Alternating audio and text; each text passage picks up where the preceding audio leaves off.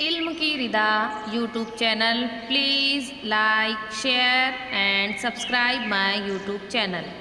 بچوں، آج ہم اردو بال بھارتی جماعت دوم کی کتاب سے چالاک لومڑی یہ کہانی پڑھیں گے۔ ایک کوے کو کہیں سے روٹی کا ایک ٹکڑا مل گیا۔ وہ اسے چونچ میں دبا کر اڑا اور ایک پیڑ کی شاخ پر جا بیٹھا۔ ایک لومڑی کی نظر کوے پر پڑی۔ اس نے سوچا کہ یہ ٹکڑا کوے سے کس طرح حاصل کیا جائے۔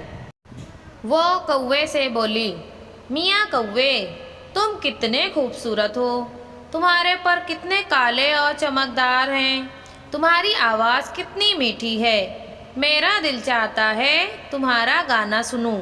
کوا اپنی تعریف سن کر خوشی سے پھول گیا۔